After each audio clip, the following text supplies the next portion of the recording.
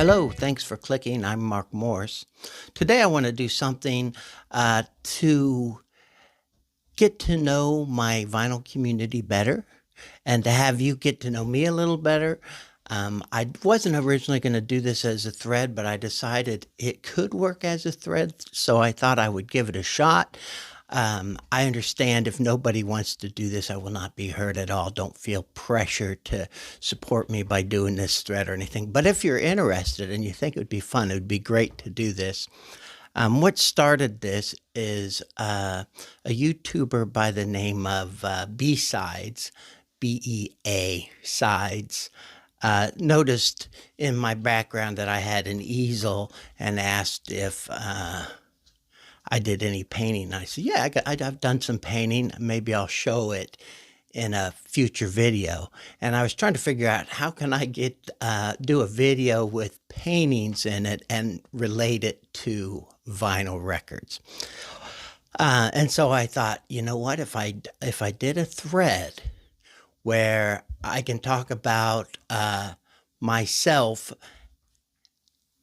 and include hobbies and stuff, that would be a good way to get to know my vinyl friends and a good way for you guys to get to know me. And I can show off my painting and stuff. So it really comes down to just me talking about me. So if you want to participate, that's great. I wrote out some questions that I'll include in the description below if you want to participate. You can answer any of the questions you want. You don't have to answer them all. There's only 4 questions. And if you do decide to do it, send me, you can write a comment below or tag me, and then I can make a playlist where I have all the people so they can share their information. My first question, or my first prompt is, do you have any hobbies other than vinyl? So I know that everybody, and it doesn't have to be vinyl. I'm talking, this could be any physical media. It can be CDs. It can be 8-track tapes, cassette tapes, whatever you want to do. I'm just doing vinyl because that's where my passion lies. But you can talk about whatever format you want. So I do have some hobbies that I have besides vinyl, and the first one I'm going to talk about is I really like old monster movies, old science fiction movies, just B-movie craziness. My favorite genre is the science fiction 1950s variety. I used to have a blog page called B-movie reviews or something like that. And I talked about all these movies and it was a lot of fun. I learned a lot of stuff while doing that site, but I have hundreds of these movies in different formats on DVD, Blu-rays, VHS. But they really bring me joy and a strange sense of comfort. So I was just going to show a few of them. This is probably my all-time favorite classic 50s sci-fi movie. It's called It Came from Outer Space. It's the first one I ever remember seeing as a kid. Another big one I love is the original Invasion of the Body Snatchers. Here's a little fact about me. I have a dog, a blue heeler. When I first got her, she was a little puppy and she chewed up everything. I thought I had these packed away safe. She got to this movie though, but the movie still plays. Another one I grabbed was Fiend Without a Face, and a funny little thing called From Hell It Came, about this tree that comes to life and walks around getting vengeance. So that's one of my hobbies. And then, as I mentioned at the outset of this video, I do like to paint, and I painted in college, and I painted on and off for a while. I stopped painting for several years, and then 2 or 3 years ago, the bug just hit me again, and I painted all the time. I was just painting every day. got myself a local show at a gallery here called Anomaly Gallery, and it was a lot of fun. But one thing that I do is I get really into something, just get totally into it, and then one day I'm done with it. And I just don't feel like doing it anymore. That little orange canvas back there, that's where it happened. I was going to do a portrait of my late father. I got the background on, and then just suddenly I lost all interest in it. So I'm waiting for it to come back. They usually do. But that's another thing about me is I tend to be all in on something, and then something snaps and I just decide I'm not interested anymore. I'm hoping this YouTube thing is something I stick with because it involves a lot of stuff I enjoy. So at this spot, I am going to just do a little showcase of the paintings I've done. So enjoy these paintings. I'll come up with some sweet music you can listen to while watching. So enjoy.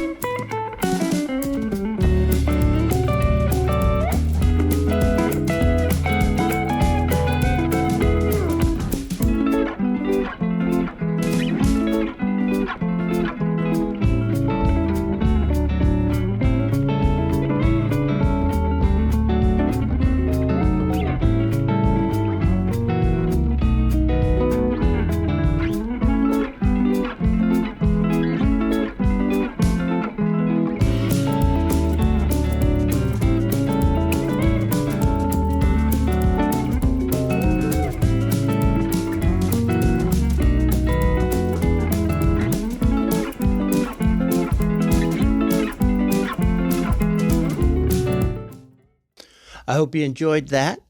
So that was the number one prompt, hobbies, besides vinyl collecting or whatever you collect music-wise. The second thing I have down is a fact or two that you're willing to share with the vinyl community that maybe they don't know. This is easy for me because I'm so new on here, nobody knows a whole lot about me. But one of the things I wanted to talk about, and it's vinyl related, and that's why it came to mind, is in the 1990s, I bought a 4-track tape recorder, and I started recording. I don't have any great musical knowledge. I did have some instruments. I didn't know how to play. But I started making these 4-track tapes, and I was a local store called Soundwaves would sell them for like $3, and I'd get $1 from each one they sold. Anyway, I had these tapes that I would put out, and some real musicians got a hold of me.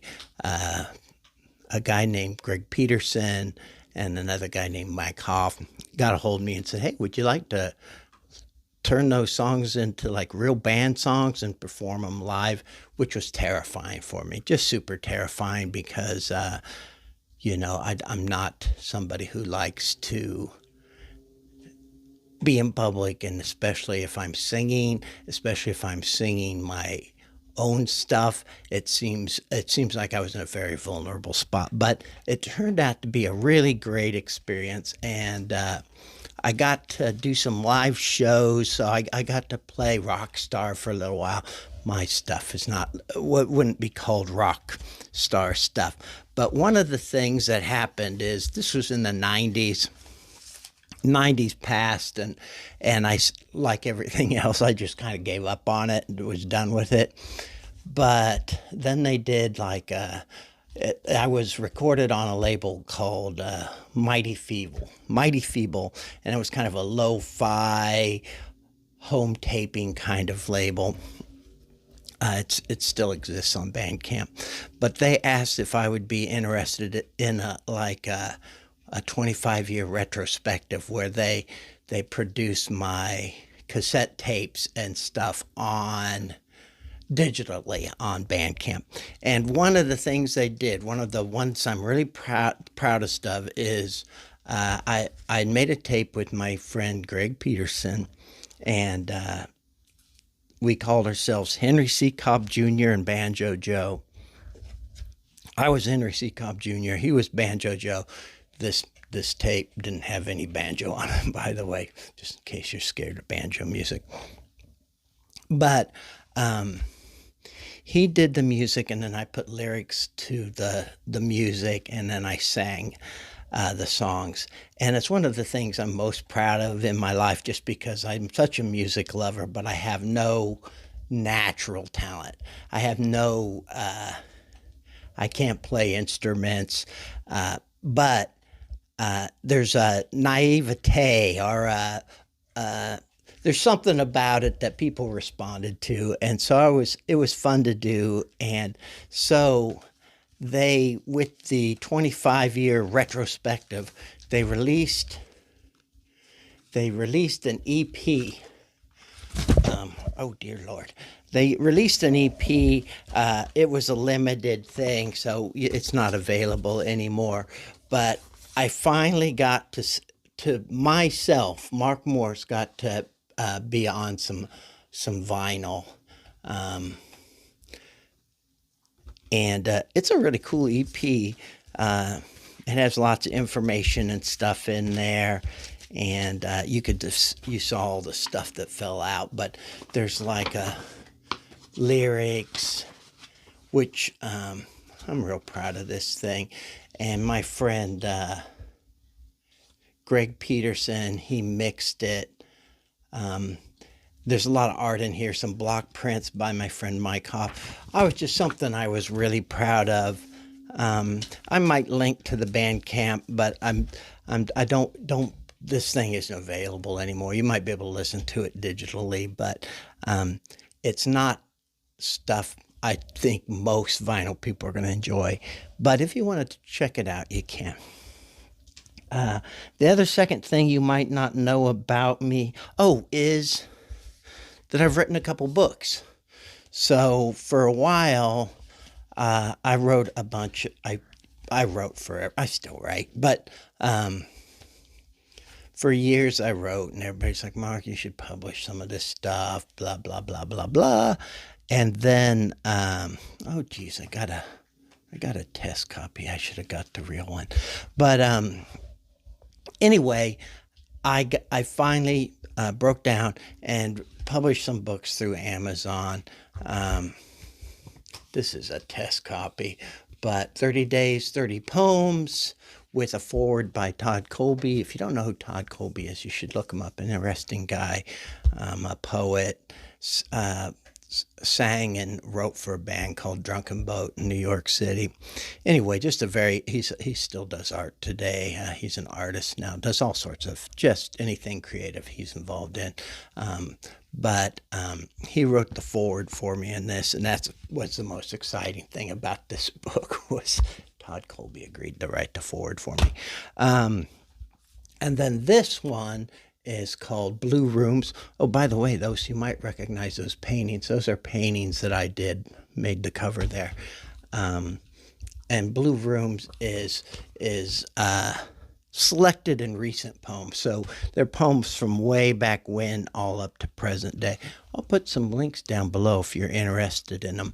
But again, poetry is not everybody's bag, and I have no problem, no pressure to buy these things. It was more for my own edification to get these out. I'm always thinking about my daughter having stuff after I'm gone. That's kind of what I did that for. Number 3, a favorite film. So that's the third prompt, a favorite film. If you want to tie it to music somehow, you can use a film that has your favorite soundtrack in it and stuff. I'm just going with my favorite film, which is Taxi Driver, which I think came out in 75 or 76. I can't read that small, but 75, 76. My all-time favorite movie. I've watched this thing so many times. It has the score by Bernard Herrmann, who did a lot of, I think this was the last one he actually did before he died. But more interesting than that, I love the film, but it was the first time I'd heard Jackson Browne's song, Late for the Sky. It plays in this movie while the main character's watching TV. And that's how I got into that album, that Late for the Sky. It's always been a favorite film since, or a favorite song since. And then for the last prompt, show the first record you ever bought and the last record you bought. And again, it doesn't have to be vinyl. It can be cassette. It can be CD. And if you don't have your first record, it could have been a long time ago. You don't have it anymore. You can just talk about it.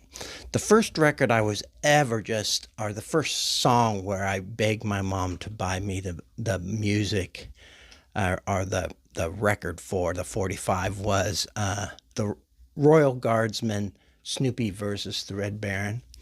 You might remember it, 10, 20, 30, 40, 50 or more.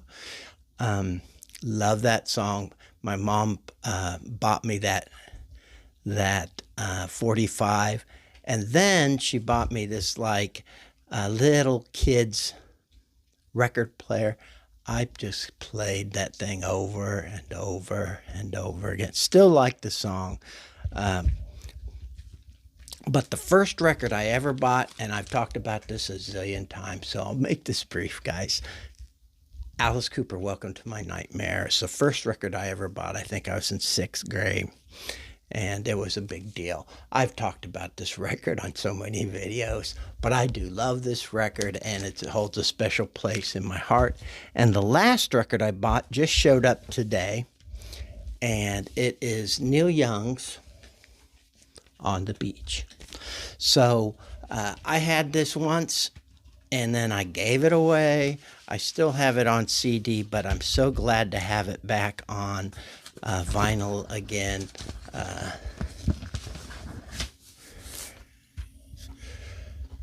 There it is. I haven't played it yet. It just showed up today. But I know this album very well. I played it a lot. So that's my last record. So I tried to tie some vinyl in to make this more relevant. If you'd like to participate, feel free to. I'll post the prompts or questions down below.